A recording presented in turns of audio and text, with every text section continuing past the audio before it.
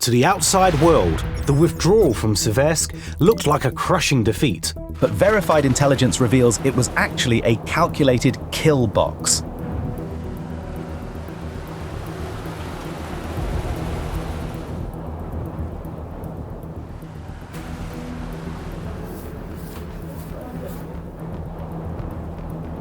A silent trap designed not to hold ground, but to bleed an army. Here is the true story behind the fall of Siversk. A silent command moved through the frozen trenches before dawn broke. Men gathered their gear while knowing this specific battle was ending. The tactical landscape shifted abruptly on December 23, 2025. Official channels announced that Ukrainian forces were leaving the Siversk sector. Military leaders described the maneuver in calm and practical terms. They stated that the move would safeguard their soldiers' lives. The withdrawal also preserved the operational capacity of the fighting units.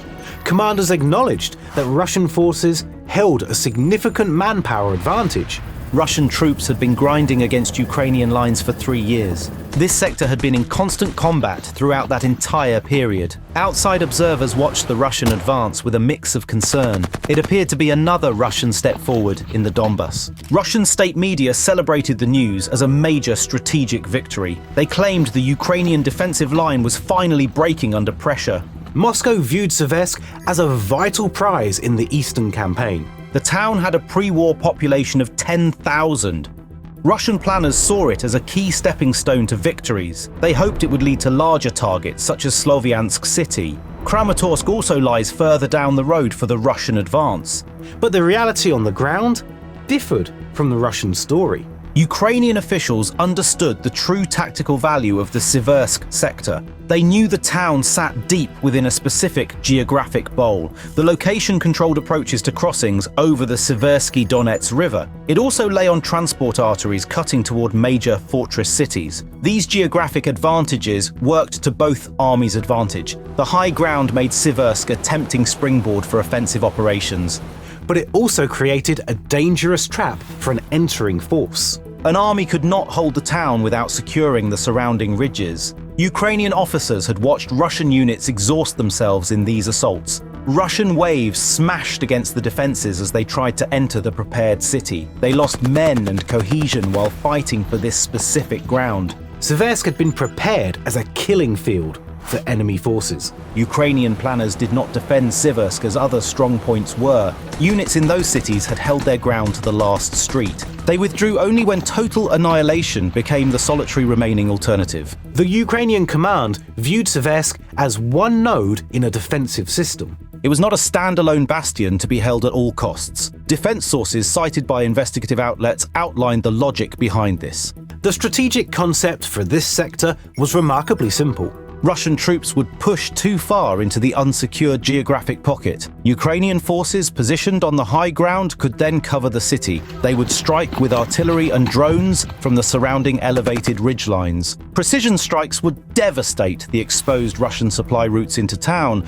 The town itself would effectively absorb the enemy force over time. This approach avoided the necessity of a heroic final defensive stand. The strategy favored a cold, calculated approach to military attrition. Success depended on Russia making a specific type of operational mistake. Russian commanders have repeated this error since the full-scale invasion began. They consistently throw manpower at a problem rather than developing plans. Russian units pressed into Siversk in December after being ground down. The force that entered the town consisted of battered remnants. Reports describe a formation that had lost its cohesion months ago. Their communications networks had been stretched to the absolute breaking point. Logistics chains had failed under the strain of the long assault. Infantry battalions often moved forward without a reliable resupply source. Command posts were forced to relocate repeatedly under heavy Ukrainian fire. Drones had gutted entire companies before reaching city limits. Mines had destroyed their vehicles long before they saw the town. The force pushing into Siversk was not a fresh conquering host. It was a tired and fragmented mass of exhausted Russian soldiers. They were walking into a place they had helped to destroy. Russian units had ruined what could have made Siversk useful. Shelling had shattered most of the city's basic urban infrastructure. Airstrikes had destroyed the industrial facilities and local transportation nodes. Residential neighborhoods had been hit over and over by Russian guns. Only rubble remained where shelters and depots might have been established. International outlets noted that the town was hardly recognizable by late 2025. This destruction made Russian logistics even more vulnerable than before. They could not slip supplies through a functioning urban grid. They were forced to move along a limited number of routes. These exposed paths led directly into a devastated target area. Ukrainian reconnaissance teams knew these specific approach routes by heart. The trap hinged on a single critical tactical fact. Russia did not fully control the flanks around the Siversk sector. Loud declarations from Moscow ignored the reality of the local terrain. Ukrainian forces held elevated ground overlooking the main approaches to the town. They controlled the lines of sight to the roads and the tracks. Russian convoys needed these routes for resupplying ammunition and fuel. Troop rotations also had to pass through these specific choke points. Moscow's troops crossed into Siversk, and their routes became predictable. Every truck and armored vehicle fed into the same narrow channels. Marching columns followed the exact paths that artillery planners had mapped. Drone operators had studied these specific intersections for months in advance. Russian commanders tried to claim Siversk as a strategic stepping stone. They wanted to use it to launch attacks toward Kramatorsk, but they had walked their people into a silent tactical trap. Evidence collected by intelligence projects shows how this trap works. Satellite images reveal the precise mechanics of the Ukrainian defensive scheme. Geolocated footage confirms the destruction of Russian assets in the area. Drone videos reveal repeated strikes on warehouses and temporary bases. Logistics hubs tied to the Russian effort were hit repeatedly. Footage from Ukrainian drones has been shared publicly on various platforms. It shows assault troops moving along roads or through industrial zones. Loitering munitions stalk them until the moment is right to strike. Kamikaze drones hit the soldiers before they can find cover. Russian units did not consolidate their hold on the captured town. They found themselves under continuous fire from distant Ukrainian batteries. They could not reach the artillery systems firing from the heights. Unmanned systems maneuvered from the relative safety of the surrounding hills. The larger pattern behind Siversk was described in detail by analysts. Defense experts outlined how Ukraine has adapted its battlefield defense. The goal is to bleed Russia while conserving Ukrainian troops. Ukrainian forces have built multi-layered defensive belts in this region. These belts feature anti-tank ditches and heavy concrete obstacles. Dense minefields channel the enemy into pre-planned engagement zones. Drone operators cover these kill zones from protected positions nearby. Russian assault groups are pushed through these belts under fire. These groups often number between 50 and 60 soldiers. They break through to what they think is a position. Ukrainian troops often execute a tactical withdrawal rather than standing their ground. They do not trade casualties in a static, close-quarters fight. The Ukrainian units pull back, then call in strikes. Drones and mortars hit the very positions they just vacated. Artillery rounds destroy the Russian infantry that occupies the trench. The Russians assume they have taken a strong point for good. This method is known as the yield and strike strategy.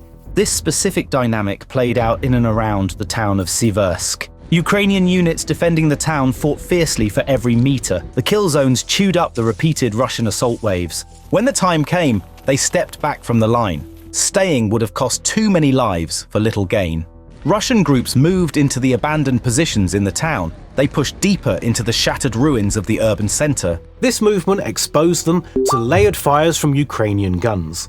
Rockets and drones struck from the safer high ground beyond. Russia did not achieve a clean breakthrough in this sector. They secured a thin wedge of territory that functions like a funnel. Soldiers move deeper through that funnel, and targets multiply quickly. Rear elements and support units come into range of Ukrainian fire. Every advance turns the Russian force into a broader target. The cost of this approach for Moscow has been staggering. The gains made are minimal compared to the heavy losses. Independent tracking groups have estimated the scale of Russian failure. Russian forces gained only 0.77% of Ukrainian territory during 2025. They suffered disproportionately high personnel losses to achieve that small result. Data from the Ukrainian General Staff highlights the extreme cost. Calculations show roughly 391,270 casualties.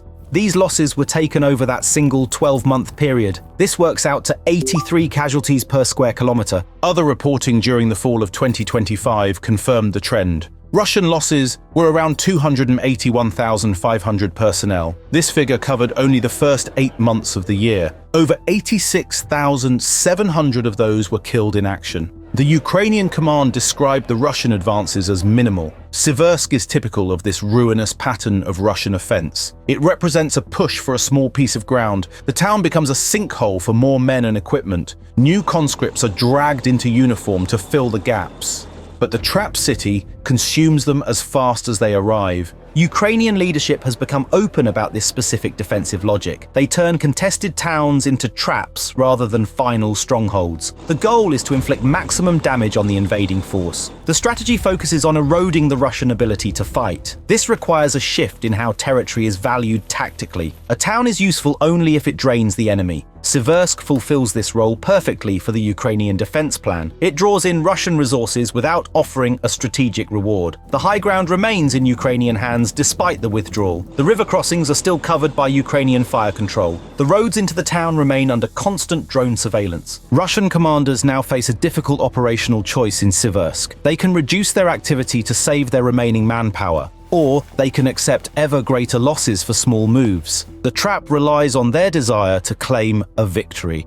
Moscow needs to show progress to its domestic audience. This political need overrides the tactical reality on the ground. Soldiers are ordered forward into zones they cannot possibly hold. The cycle of destruction continues within the ruins of Siversk. Ukrainian drones watch the predictable routes from the hills above. Artillery crews wait for the columns to enter the funnel. The silent trap of Siversk continues to work as intended. Political leadership in Moscow operates on a strict timeline. The Kremlin has issued a directive for the Donetsk region. They require the full capture of the territory by April 1st, 2026. Multiple Ukrainian and Western outlets reported this deadline. Analysts view this specific date as operationally and logistically impossible. Russian forces have advanced at a pace of meters per day. They have failed to secure key breakthrough points for 3 years. The capture of Kramatorsk would require a massive operational breakout. Such a maneuver is beyond the current capacity of Russian units. They remain bogged down in the ruins of smaller settlements. Siversk was intended to be a stepping stone for this plan. It has instead become a roadblock to the entire Russian schedule. The April 1st, 2026 deadline ignores the defensive reality.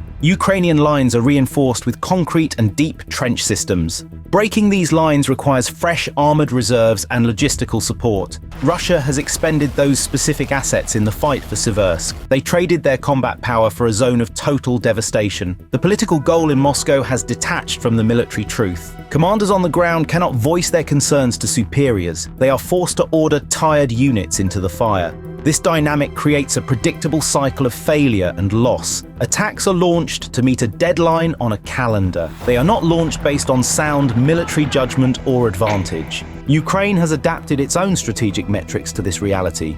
The focus has shifted away from purely territorial control lines. Defense Minister Mikhailo Fedorov outlined the new strategic philosophy clearly. He gave an interview in January regarding the war aims. The priority is now the destruction of Russian personnel strength. Fedorov stated a specific target of 50,000 deaths per month. This number represents a grim industrial scale of military attrition. The goal is to make the war so expensive that it becomes unsustainable. Ukrainian forces killed 35,000 Russian troops in the prior month. This figure was verified through the collection of battlefield video. Digital evidence allows commanders to track the rate of destruction. This strategy relies heavily on the integration of drone warfare. Layers of unmanned systems patrol the airspace above Siversk. These drones operate with the coordination of a naval strike group. Reconnaissance units identify targets moving through the logistics choke points. They relay data to strike teams positioned on the high ground. First-person view drones are launched to intercept individual vehicles. Heavy bomber drones attack static infantry positions under the cover of darkness. The supply routes into Siversk are under constant aerial interdiction. Russian trucks cannot move without being spotted and engaged instantly. This denies the enemy the ability to consolidate their gains. The operational concept mirrors a naval blockade of a hostile coast. Ukrainian forces do not need to physically occupy the ground. They control the area through precise fires. Russian units inside Siversk are isolated from their rear support. They are trapped in a zone where movement equals death. The town's ruins offer no protection from overhead surveillance. Every building has been mapped and registered for artillery strikes. The Trap City doctrine turns geography into a weapon itself. It forces Russia to pour resources into a tactical dead end. This relieves pressure on other sectors of the long front line. Western observers have noted the effectiveness of this ruthless approach. The Institute for the Study of War tracks these trends. Their data confirm that Russian gains have historically been minimal. Russia seized less than 1% of Ukraine in 2025. This small gain cost them hundreds of thousands of casualties. The exchange rate of lives for land is distinctively poor. American defense officials see this as a validation of Ukrainian tactics. The strategy preserves the combat power of the defending force. It degrades the aggressor's offensive capacity over time. This alignment of interests suggests a long war of endurance. The Russian military machine is being dismantled piece by piece. Experienced officers and contract soldiers are killed in these traps. Conscripts replace them with little training or motivation. These new troops are thrown into the same meat grinder. They repeat the mistakes of the units that came before. Siversk consumes the manpower that Moscow needs for a breakthrough. The April 1st, 2026 deadline will likely pass without success. The town stands as a monument to failed operational planning. It proves that taking ground is different from holding it. The war has evolved into a test of national resilience. Ukraine trades space to buy time and inflict heavy damage. Russia spends lives to project an image of inevitable victory. The disconnect between propaganda and reality grows wider every day. Siversk is not a step toward the conquest of Donbass. It is a warning of the costs that lie ahead. The trap remains open, and the attrition continues without pause. Here, the question arises: If capturing a ruined town costs Russia this much, can its army survive the price of a major city? Share your thoughts and subscribe for more updates.